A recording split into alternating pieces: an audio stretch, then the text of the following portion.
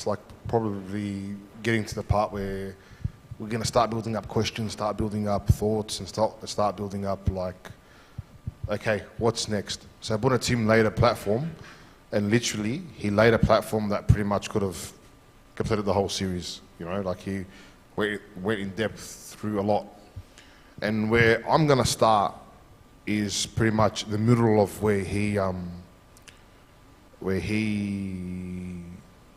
started talking about the purpose of dating and getting to know someone, the purpose of the union of getting to marriage.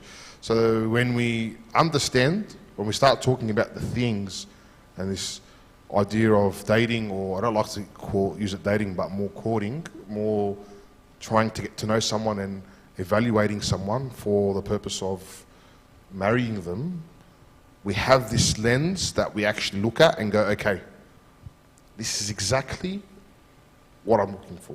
This is exactly my intention. Everything becomes clear. And when we go into this idea of courting and dating without clear intentions, that's when people get hurt. That's when people look at God in an incorrect way. That's when things go pear-shaped pretty quickly. But when everything's clear and your intentions are clear and you know exactly what it is, who you are and what you're looking for, all of a sudden, clarity, everything becomes simple as can be, but things move in the right direction. And what I mean in the right direction is either that it works out and works out and things are great, or things don't work out and you don't have hard feelings. It's just like, thank God it didn't work out. God, please keep me going so that I may do what's best for me and fulfill your will for me. All right? So when we go to the very, very beginning, so we go to the understanding of the basis of this relationship, yeah? Brother Tim spoke about it, but I'm just going to recap quickly. So again, we're going to have that lens on. The first thing is we go to Genesis, yeah? Okay? And we look at the need of relationships. So we look at the ecosystem, the world, we look at how the environment is set up. Everything needs each other, yeah? Right? Water, we need water for trees to grow. Trees, we need trees so we can breathe. Ants, we need bees, we need flies. Everything in the ecosystem has its purpose, right? And without each other, we can't survive. The little things that we kill, little ants that we kill, we need them to survive. Bees, without bees, trees, plants can't grow. All of a sudden, it's the little intricacies in the world that we look around us and we don't see, or we don't look at, or we don't think twice about, is actually we need it to survive. Okay? So that's how God created us. He created us in this way of like, wow, people need relationships. The world needs each other to survive. And as people, we need people to survive. Okay? So in this first idea of understanding what it is, yeah? What was the first relationship, marriage? What was it? Pardon? No. God and Adam. Yeah? Okay. So the first relationship in mankind was with man was Adam and God. Yeah? So Adam and God got to know each other quite intimately. Yeah? So Adam walked around the garden, was naming the what? The animals, the plants, and that's the relationship he had with God. So God and Adam had time alone. Hell? Next, what did God do for Adam? Where did he give Eve from? From within himself. Yeah? So God made Adam from nothing.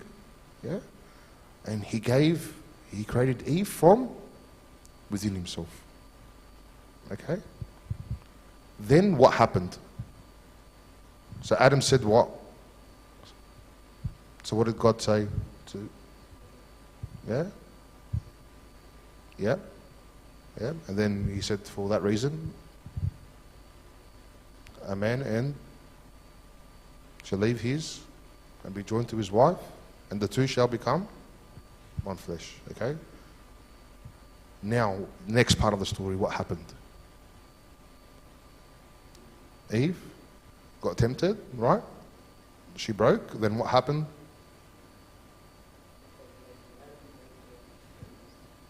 Okay?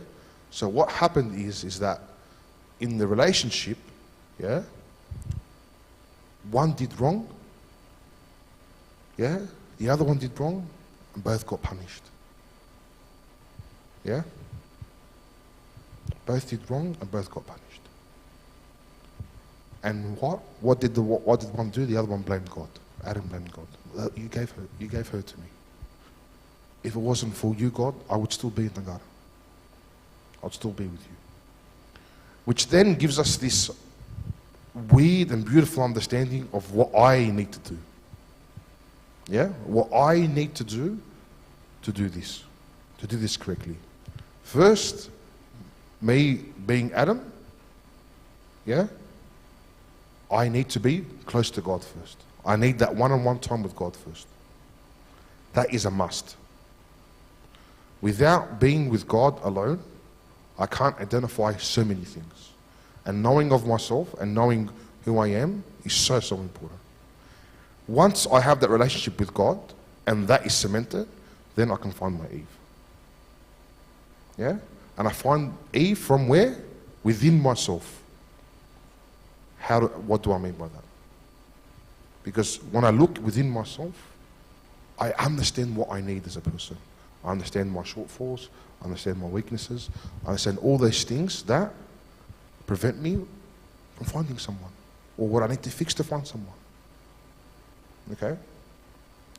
So these are the things that we must think about constantly.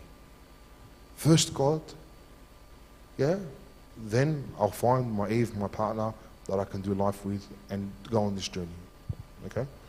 So the first thing I'm going to ask, and we're going to go, and the other thing is we'll leave questions until the end after the streaming's done, so we can talk in depth about whatever we need to talk about. But the first thing I'm going to ask is, when do you think it's the right time, yeah, for you to start to court or start today? Where? When? We've established that. So like when? So age, what are you doing in your life?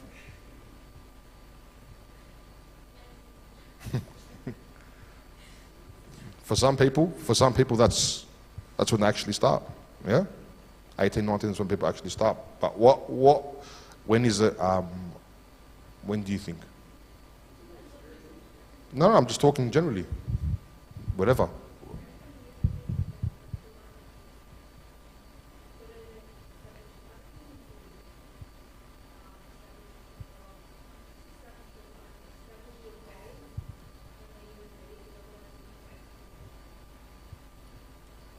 So we're talking about being established.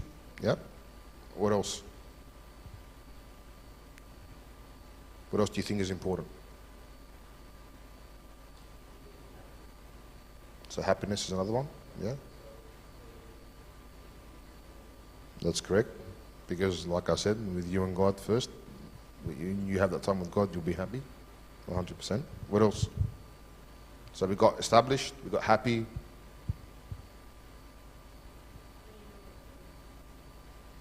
That's a big one because that's always going to change. Yeah, but we'll go through that. Yeah, what else?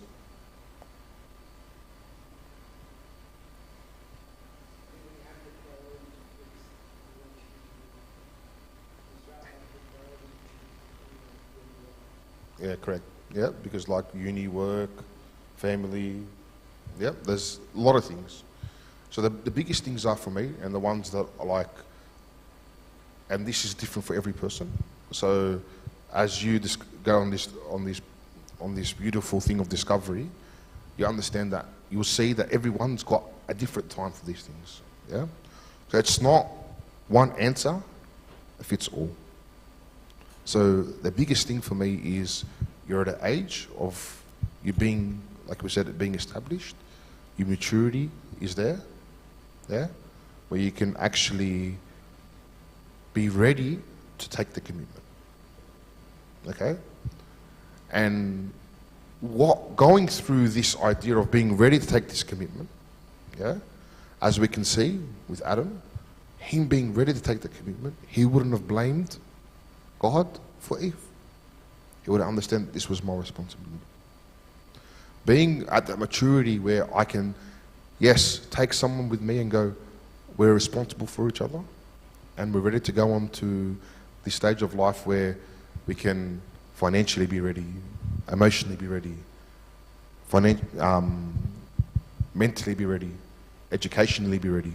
There are so many factors that take us to this idea of being married, because that's what we want to be.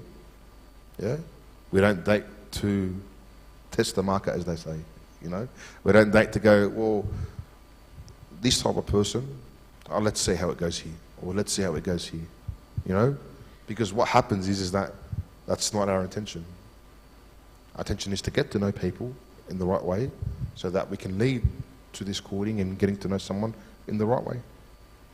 Okay, so when we talk about these things and getting ready to know this person, and we're ready to go, what are the things that we look for? What are the things that we must think of? Okay, because Buna Tim pretty much covered the rest last week. But what are the things that we think of? There are 7 areas that we must look for or think about when we're talking to someone or getting to know someone. So like we can talk about, so for example, getting to know someone could be easy as talking to someone after church or in a group setting, starting to get to know them before your interest builds up, and then things start to get serious. But what are the 7 things? So the 7 things are, yeah, spiritual, yeah, your spiritual like how compatible you are spiritually, your morals, your social life, like what you do socially, your education, emotional, like your emotional feelings, etc. So the physical, looks, appearance, how you look after yourself, etc. That's another important thing. And the last one is financial and material things. So money, standard of living, etc., etc. Okay? So these are the 7 things that we must look at and think about before we make that final decision. Yeah?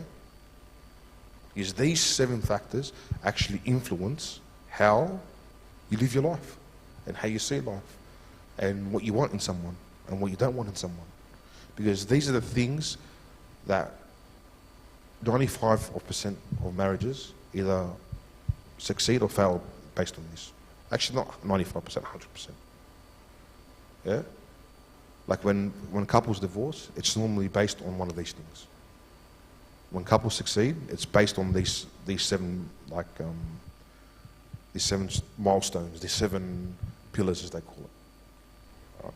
So why would they be important? And as we're going through these things, we'll bring that up at the end. Okay. So why is being spiritually compatible important? Why? Why would you think that?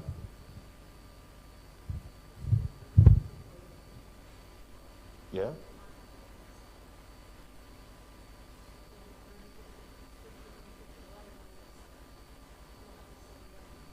Yeah. So that's part of it. Or you could have one that's getting to know God, and one.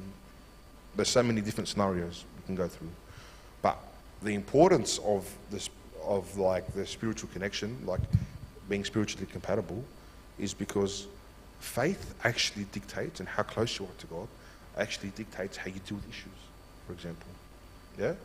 It might dictate how people, it might dictate how much money I give to church.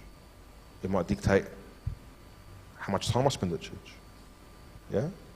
And there's so many factors that it actually take away from the relationship. So there were like questions that Abu Antonius and Rennie, if you get the chance to read the book, it's actually a quick read, and it helps you break things down. So they got these questions that for you to think about when it comes to the spirituality, right? And think about these questions. Yeah. So questions would be like, how do you relate to God? Do you see him as a master, judge, father, or friend? How do you depend on God? Do you think he solves all your problems, or do you prefer to God helps us do these problems and I actually sort them myself? Yeah. Do you put God as your first priority in your life? What role do you want God to play in the relationship? What are your attitudes towards prayer, the Bible, going to liturgy early, having confession and communion regularly? Yeah.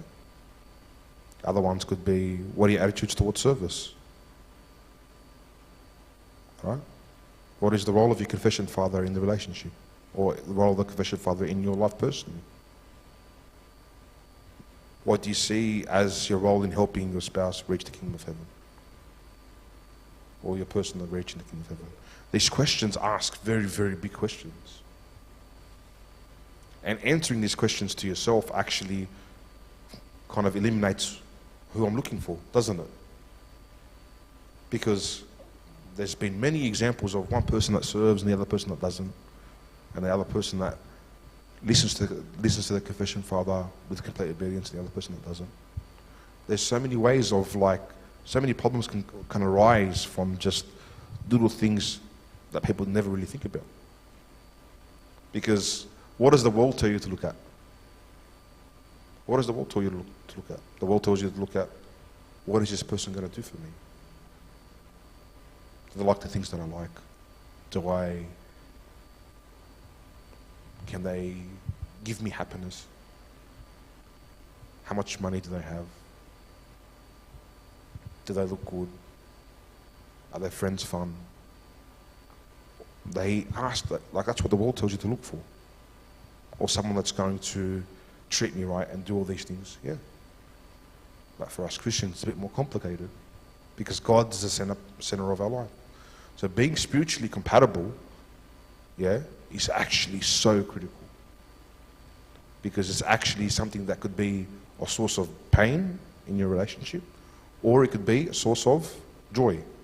Things that get you through things. So being spiritually ready and that's why it's being spiritually ready before you enter this dating phase and getting to know someone, right? It's actually critical that we are spiritually compatible, so that when we come to problems or when we come to things that dictate our life altogether, that we're on the same page. Yeah? Okay, morals.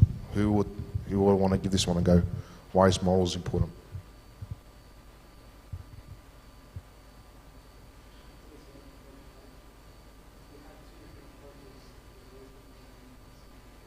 Yeah, okay, so there's contention.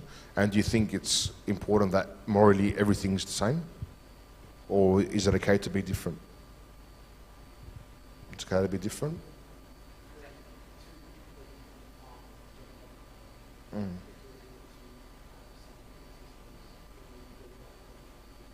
Yeah, perfect. Okay, that's great. That's a great answer. So morals, the big thing about morals is that he asks those big questions in life. Yeah, like those hypothetical weird questions. If I killed someone, would you go to jail for me? He asks those type of questions. Yeah, right? Or like if I had a life-ending disease and we didn't have money to buy medicine, would you steal it for me? Sometimes these questions create more problems than they do, than they do good. But these moral questions on these moral ideas actually help you understand what type of person they are. Yeah? Is this someone that's going to fight for me or be a protector? Or is someone that's a bit more timid, that likes to take a back seat and just watch things happen? It helps you understand things about the personality that you wouldn't find out normally. Because hypothetical situations actually give an ultimatum to what you would do. Yeah? So when it helps you understand the person when they're stuck, this person, is he going to fight or he's going to flight? The fight or flight, it's your natural reaction, you know? So questions that they'll bring up, right, is, you know, like how strictly do each of you feel you need to adhere to moral or ethical principles, you know? Or what are your views on different areas of morality or financial, environmental, and political morality, you know? How you see the world, you know? Your view on abortion, or your view on gender roles, or your view on all of these things matter. And have that discussion so you get to know each other, you know? So these things lead to what? After we go the spiritual, we go through the moral, we're going through the moral. This is a big one, social. Why is the social aspect of your lives important?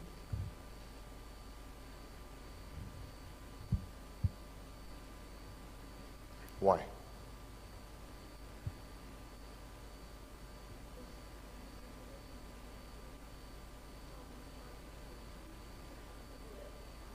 That's going to be 100% nearly the case every single time. But what is the pardon?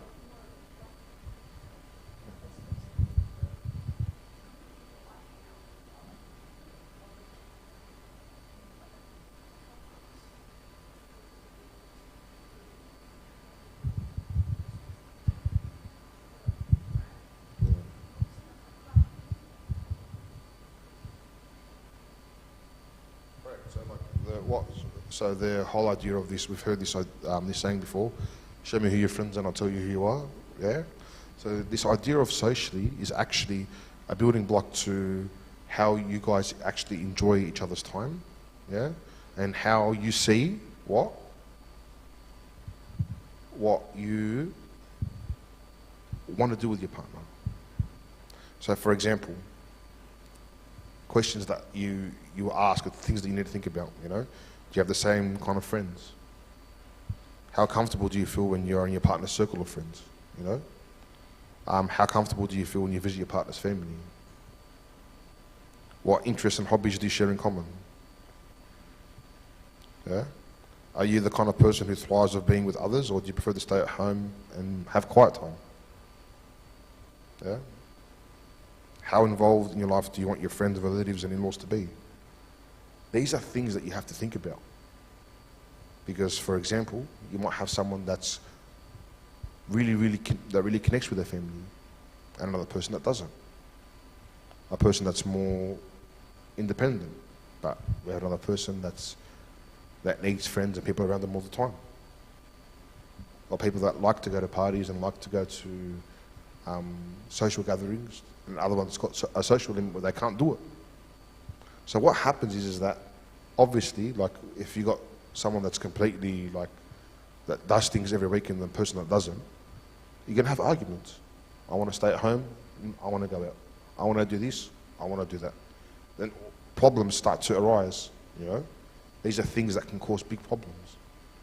So getting through this courting phase and getting to know someone, it's so important to be aware of these things and to think about it. Because at the end, what we're trying to do is we're trying to find someone of your choosing, like which you choose, that's going to be what? My life partner. Right? This one's a controversial one. Education. Why is this important? Education? Why is education important? What'd you say? Why is it important?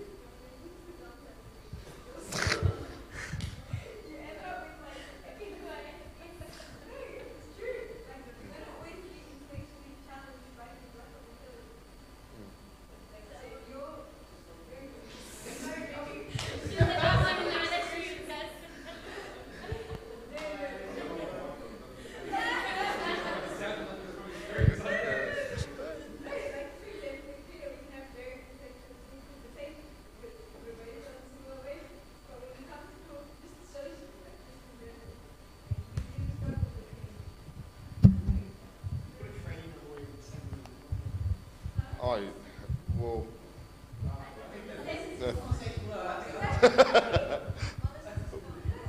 What else? Why is it important? Because do you think like education might actually impact lifestyle? Might impact, yeah? Like what you guys do and being at the same level, being at the same stage of life? So I'll just throw something in the air, right? Someone, like if we got, and I'm not saying this is like something that's going to, that it can't work, but it's things that impact the relationship, right? So for example, we got someone that's a tradie and someone that's a lawyer. The hours that they do will be different. So a tradie will finish work at 3, the lawyer might finish work at 6, 7. You know? That's a lifestyle thing that's going to actually impact the relationship, yeah? So it's actually like education is so important because there's so many things that impact the relationship. So it could be, for example, the kind of conversation that we have, the simplicity, or aspirations and goals. What do they want to achieve? How ambitious they are. Because these things actually impact the person. If one person's really, really ambitious, and the other one goes, just relax, take it easy. Yeah? Why are you working so hard? You know? These things actually impact the person.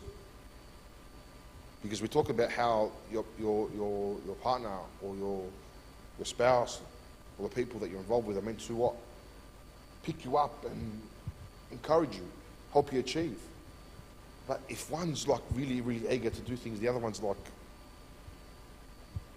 what you're doing is annoying, or what you're doing is stupid. You know? Because you need both to agree for it to work. Yeah? Because like with Adam and Eve, what happened was when one made the mistake, both fell. There wasn't one. Both fell. The same thing is that if you're both not on the same wavelength and the same understanding of things, what happens is what?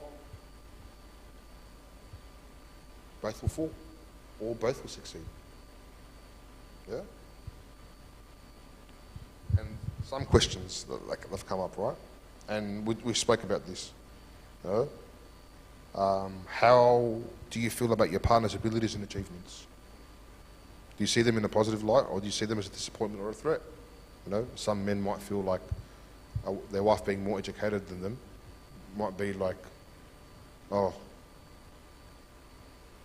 she can't know more than me. I need to find someone that's done less than me. Some people are like that, you know. What are your views on ambition? Is it something you admire or something you consider harmful to your happiness and contentment with life? Yeah. And the big one is like, would you support your partner if he or she wished to pursue further education after marriage with all the sacrifices that it might require from you? So all of these things are valid. It's so important to think about these things. All right? This is the big one. This one I'm still learning. Emotional. Okay? Why is being emotionally compatible very important? Why?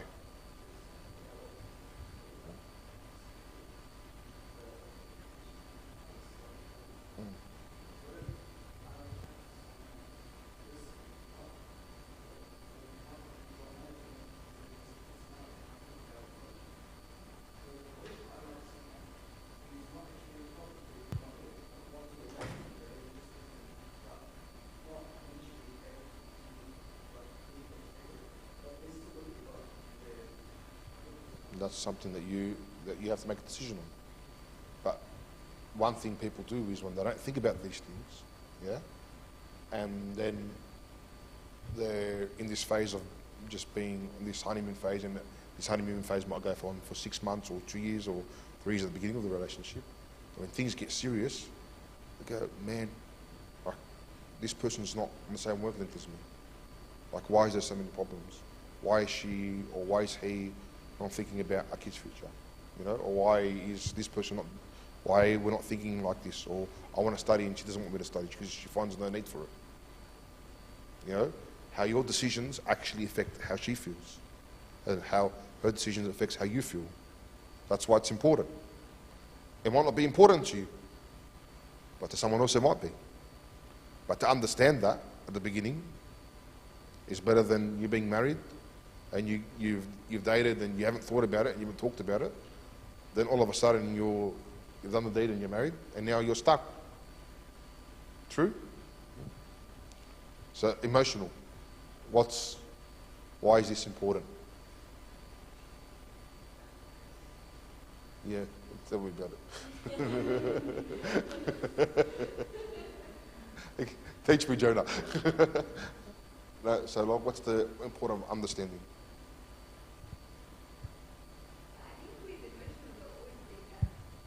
Yeah?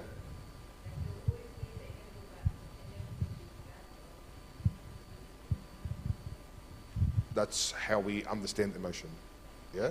But being emotionally compatible, for example, could be like, he's good at this, and like at dealing with this, and I'm bad at this. Or I need this, and he's not good at doing that. Or he's good at doing this, and I'm good at doing this. Yeah. So for example, so like you, it could be like, you know, we talk about the 5 love languages, yeah? How someone wants quality time, or someone needs words of affirmation. These are emotional things, yeah? So how he's good at this, or you be good at that, or what you need depends on what he needs, and what you are good at giving and what you're not good at giving. Understanding these things are so important. Yeah? Right? So being emotionally compatible or incompatible actually allows you to understand what you need to work on or what you don't need to work on. Or it's something that I can live with or something that I can't live with. So in the course of getting to know each other and understanding these things actually plays a big role in how you choose your partner. Yeah? For example, like having someone that requires romance in the relationship and someone that just can't give it. Like they just find, they look at romance and they just go, yuck. Right? And someone that requires it. Or someone that, for example, might want gifts all the time. And the person who finds gifts stupid. Yeah? Or someone that wants quality time and someone that works 35 jobs a week and can't give them the time. Understanding these things up front allows you to understand, this person can give me what I need, or understand that this is what I can give to this person, and this is my limitation. So understanding these things allows you to either change your expectation or change the person. Yeah? So there's some questions that they ask, right? How important is romance to you? Yeah? How important is it to your partner? What is your personality type? What are the common problems that arise between this type and your partner's type? So have you done the personality test before? So there's a personality test that you take that gives you a type of personality and your attributes and the things that you need. Yeah? So for example, there's some personalities that will always clash regardless, like a complete introvert and a complete extrovert.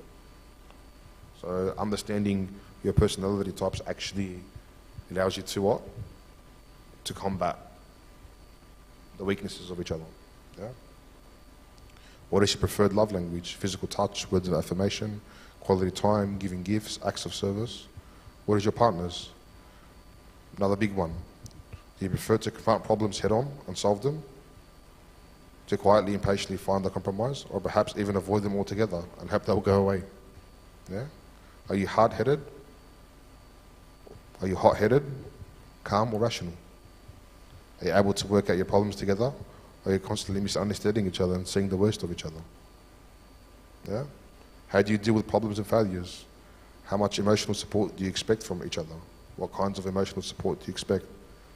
How much support are you able to actually give? Do you easily feel hurt, jealous, proud, or look down on yourself? What about your emotions? There's so many things, it's such complex. There's so many things that you actually go through. ups, downs, problems, issues, and it's how you deal with them together that actually builds how you solve problems later on in life. Yeah. So this whole idea of communication and talking to each other and getting to know each other, that's the reason why we go through it. Yeah. To understand your role, to understand what you need, to understand how you're going to deal with issues, to be confronted with things that you need to know now. Getting to know this person at that intimate level, right?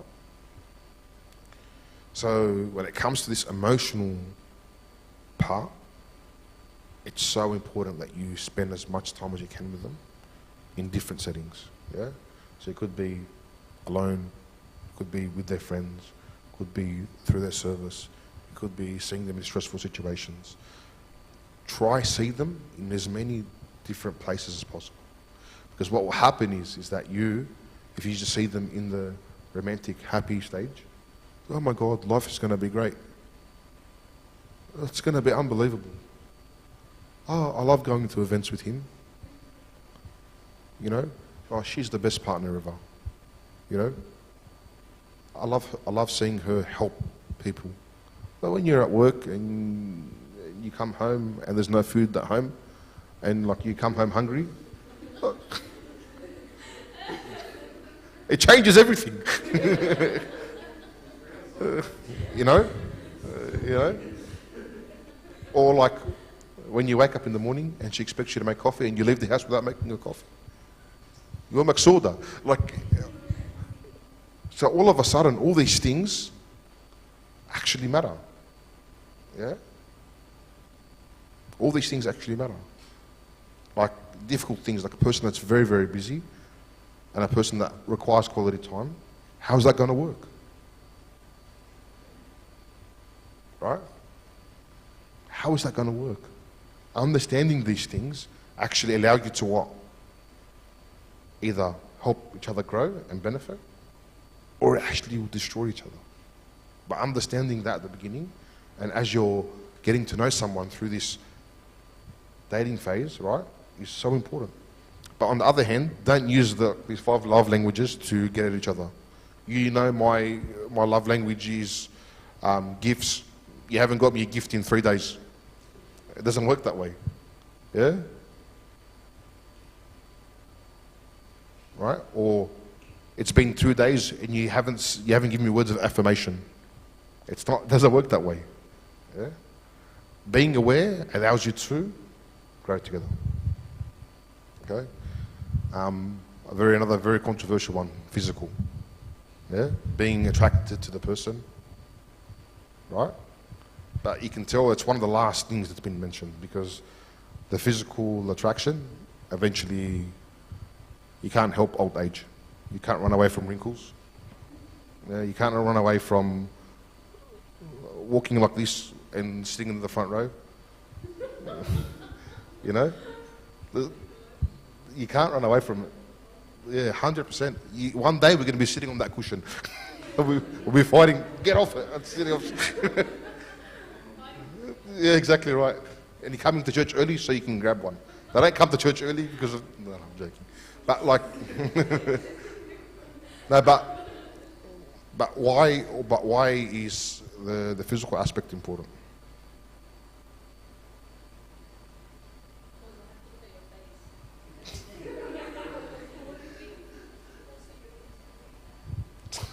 That's harsh. Okay, we can say there's the attraction, because I need to feel like a sort of physical attraction to this person, right? But what else it does is that if you're not really attracted to that person, what could it do to that person? Right? Because you can start like saying things that are pretty mean by accident. It can ruin that person's confidence. Yeah? It can destroy that person's self-esteem. Those things are like deadly to people. Yeah? You know? And also then it actually goes back to the next thing we'll talk about, like, for example, how do you expect your partner to dress? what do you expect them to wear? When we go out to formal events, what he's not going to go in a shirt and a t-shirt. He has to wear a suit. That's my expectation. If these people are not like the person that you're seeing throughout this dating are not like that, it's going to cause a bit of issues. Like, solvable, very solvable, you know, but like, these are things you have to look for. All right? So it's not the first thing we look at. It's one of the things that we consider. Yeah? All right? Like, for example, if someone is like, doesn't look after themselves, how could you expect, I need someone that's size 4? No, it doesn't work. You know, like, have the same expectation on yourself as you have on that person. You know?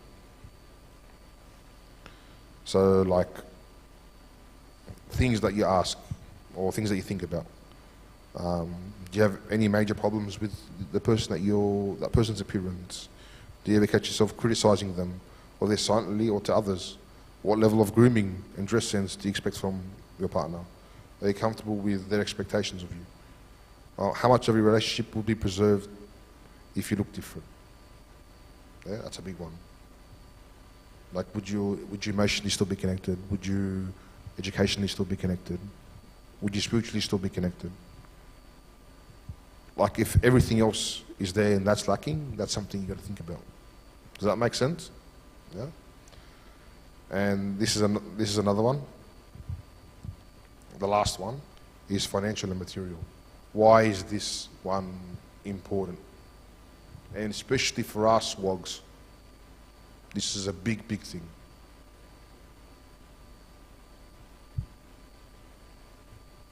Why?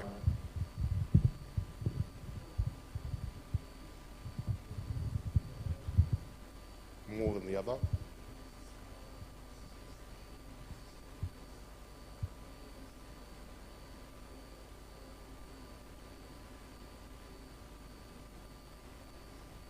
Because, like, you could just imagine, like you as a man, for example, your missus goes, I want these things, and you can't provide for them. How would you feel as a person? You know? Like, it would actually eat at you, you know? Because you can't give that person that you love what they want. That's hard.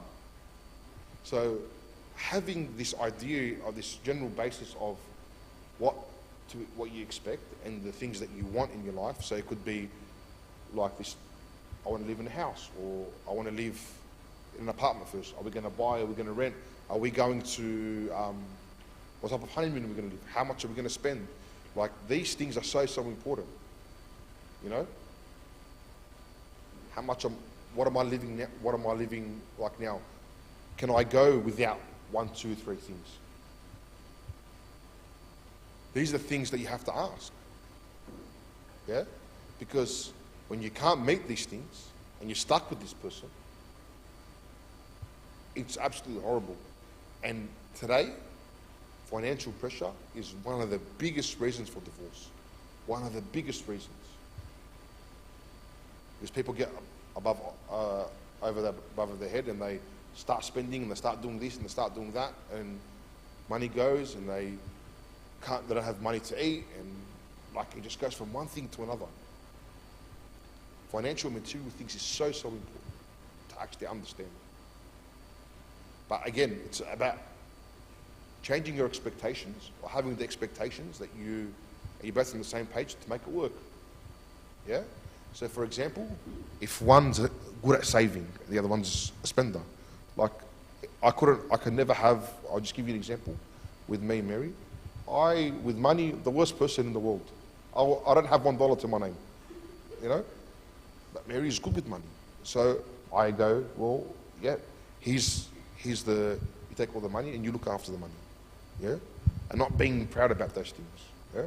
Or having understanding about, this is where I want to be in 10 years, having financial goals. Or understanding that I wear a certain type of clothes, yeah? Or I need certain things every month. These things are important. Because when you're both on the same page about these things, there's no complication about, or there's no like missing the expectation about what you want. So questions that like generally get asked with this, yeah? And things that you got to think about, yeah? How important is to plan ahead financially? Do you think a household budget is important, or how strictly should you budget? Should you follow a budget, right? Credit cards and things like that, like how you spend and how you save and all that kind of stuff, yeah? Do you have expensive or simple taste, like food, clothing, cars, houses, and so on, yeah? The other one is that, like when you're raising children, do you want the mum to stay at home, or do you expect your wife to work, or vice versa? Yeah. The other one is, what's your attitude toward paying tithes and first fruits or making donations? The other one is, do you put both incomes on one account, or do you like things being separate? Do you plan to rent initially or commit to buying your home? When you come to buy a home, how much of your joint income do you think is reasonable for the mortgage? Like all of a sudden, it's all these things that you have to think about as you're dating. Even though like these are probably questions that you start to know out later once all the other things start to land, because this is like the final pieces of it. But these are the type of questions that you need to think about, because without it, problems will arise. So as you can see, these 7 things actually do 2 things. They show you where your strengths are and where your weaknesses are, and it shows you what you're looking for in a person and what you need in a person, right? Because the biggest thing that we generally do, and I'm going to kind of go back spiritually now, is that we think about what we want as a person, right? Okay, instead of what we need. Yeah? And these are one of the biggest mistakes that we do. Because what we want is essentially not going to get us to where we need. I want a lot of things. But what I need as a person is just completely different. So by going on Father Tim's talk last week, being ready to go on this journey, the biggest thing I need to do is have this idea of these 7 pillars, what I need from each one of them, and how I'm going to navigate them, and being ready. But the biggest thing that I was talking to someone, funnily enough, I was talking to someone today about this, how is that like the church life actually prepares you for what? For marriage. And to get in relationships, how? What are the 3 things that we always talk about in church life? Sunday school. Give me Sunday school answers. What do we talk about? To be a Christian, you need to pray. Yep. What else? Fast. Yep. And what else? Yeah. Have communion. Yep. What else? Read the Bible. Yeah. So we'll just take these 3 things. Yeah. The first one is fasting. Yeah. What is fasting? What's the whole idea of fasting? Abstaining from what you want, yeah? Or things that are bad for you, yeah? Do you need to do that in a marriage? 100%. Yeah? Prayer. What is prayer?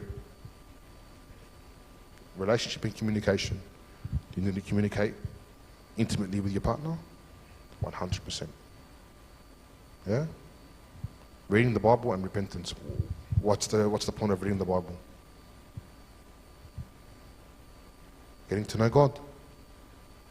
Hearing their stories. Hearing what's happened in their past. Things that make them upset. And doing that daily is so important. Yeah? Repentance. Why is repentance important? Pardon? Sorry. It's a man's favorite word. It's everyone's favorite word, you know? But not even just that, the idea of thinking about what I have done wrong and fixing it. Yeah? Me thinking every day what I could have done better. The church actually prepares us for this. Yeah? It's ultimate sacrifice. And I'll finish with this, and then we can turn off the stream, and then we can ask all the questions that you want. Yeah? and it's one of my, it's a very scary piece of writing, but it's one of my favourites as well, yeah? On one of the mysteries, most splendid characteristics, which is marriage, like the mystery of marriage, splendid characteristics is the fact that the husband complements his wife's weaknesses, while the wife complements the weaknesses of her husband. Once Christ has brought you both together, all of the husband faults are yours, O wife, and all the wife's faults are yours, O husband. So the husband can no longer count up the wife's faults against her, nor can the wife count up her husband's. Yeah? And that's the seriousness of the seriousness of the thing that you're partaking of. So when you're going on this journey of getting to know someone and going through these 7 things that are critical, like spiritual, the moral, social, financial, education, all these things, you're choosing. And it's okay to choose these things. Don't feel like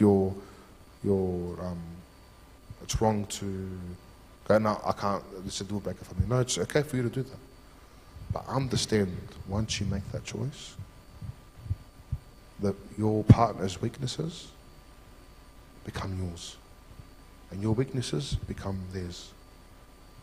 It's no longer 2 different people. You're one person. So the idea of dating in our church and courting in our church is actually to get to know each other. Yeah? To get to know each other. And to spend time together. And to think. Right? And they gave us this one bit of advice that I love a lot. Right? Is to pray a lot, think a lot, feel a little, seek spiritual guidance. Yeah? So I'll say it again. Pray a lot, think a lot, feel a little, speak spiritual guidance. Yeah? So important. Why do we need to pray a lot? We've answered that. Why do we need to think a lot? Because we have a lot to think about going through this phase, yeah? The one that people always get wrong is feeling a lot. Yeah? Why do we have to feel a little throughout the process? Pardon? Yeah, because it's very easy for your emotions to dictate your decisions. Yeah? Because it's not until later in life where your emotions no longer matter. Yeah? And seek spiritual guidance regularly. Both of you sit with the priest, sit with the father as you're going through this phase, so he can actually guide you. That's so important. Because he can pick out things that you can't see. He will talk to you about things that you don't want to talk about. Right? So seek spiritual guidance. Okay? And glory be to God forever.